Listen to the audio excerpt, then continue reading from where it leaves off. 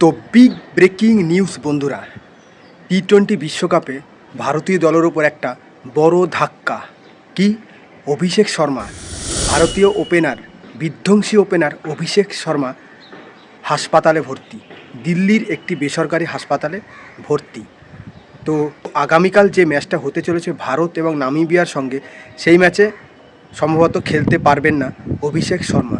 সম্ভবত না, খেলতে পারবেনই না অভিষেক শর্মা। গত 7ই ফেব্রুয়ারি ইউএসের সঙ্গে যে ভারতের উদ্বোধনী ম্যাচটা ছিল, তার আগেই অভিষেক শর্মা সামান্য অসুস্থ ছিল।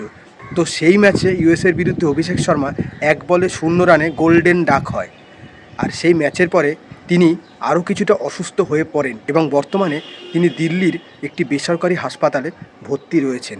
তো যাই হোক, শোনা যাচ্ছে খবর অনুযায়ী তার পেটে সংক্রমণ হয়েছে এবং জ্বর হয়েছে, মানে তিনি অসুস্থ রয়েছেন এবং এই কারণেই কালকে নামিবিয়ার সঙ্গে ম্যাচটা তিনি খেলতে পারছেন না। তো এবারে কথা, তো তার বদলে কে ওপেন করবে? তো দুটো অপশন রয়েছে ভারতীয় দলের হাতে। এক, সঞ্জু স্যামসন। তো সঞ্জু স্যামসন অটোমেটিক চয়েস। কিছুদিন আগে সঞ্জু স্যামসনই অভিষেক শর্মার সঙ্গে ওপেন করেছিলেন, কিন্তু বর্তমানে তিনি খুব একটা ভালো ফর্মে নেই। হয়তো এটাই তার কাছে লাস্ট সুযোগ হতে পারে। নামিবিয়া খুব একটা ভালো দল নয়, দুর্বল দলই। সেই দুর্বল দলের বিপক্ষে সঞ্জু স্যামসন কীরকম ব্যাট করে সেটাই এখন দেখার। এবং আরেকটি কথা শোনা যাচ্ছে, ওয়াশিংটন সুন্দর, তিনিও এই ম্যাচে চান্স পেতে পারেন অভিষেক শর্মার বদলে। তিনি একজন অলরাউন্ডার, স্পিন অলরাউন্ডার। তো যাই হোক, তিনিও লেফটি ব্যাটসম্যান, তিনিও ওপেন করতে পারেন ঈশান কিষানের সাথে।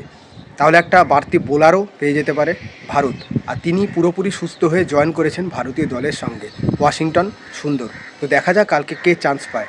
তো তোমরাই বলো বন্ধুরা, কালকে কে চান্স পাবে ভারতীয় একাদশে, সঞ্জু স্যামসন নাকি ওয়াশিংটন সুন্দর? আর আমার চ্যানেলে যারা নতুন এসছো ভিডিও দেখতে, তাদের কাছে একটাই রিকোয়েস্ট, প্লিজ বন্ধুরা, ক্রিকেট সংক্রান্ত যাবতীয় খবর পাওয়ার জন্য এই চ্যানেলটাকে অবশ্যই সাবস্ক্রাইব করে নিও, ক্রিকেট উইথ রয়। আর আরেকটা কথা শোনা যাচ্ছে, কিছুদিন আগে হর্ষিত রানা, যিনি ভারতীয় দলের স্কোয়াডে ছিলেন টি-20 বিশ্বকাপের, তিনি ছিটকে গিয়েছেন টি-20 বিশ্বকাপ থেকে। তার পায়ে ইনজুরি হয়েছে এবং শোনা যাচ্ছে তার পায়ে সার্জারি হয়েছে।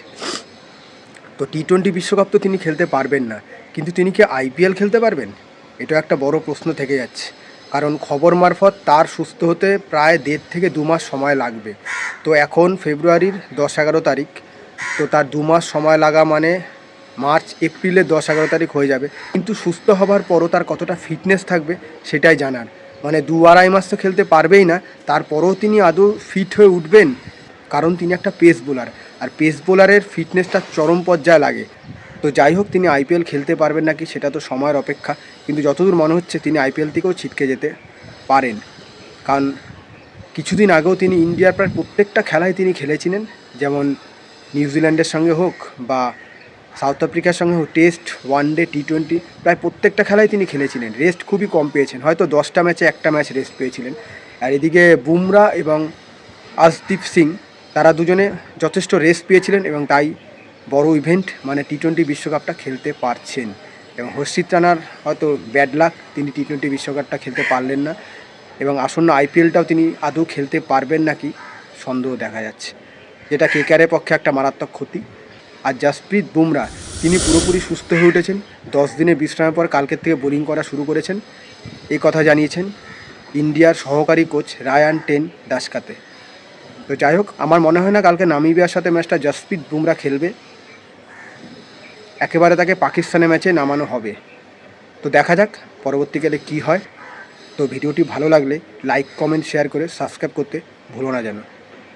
Thank you.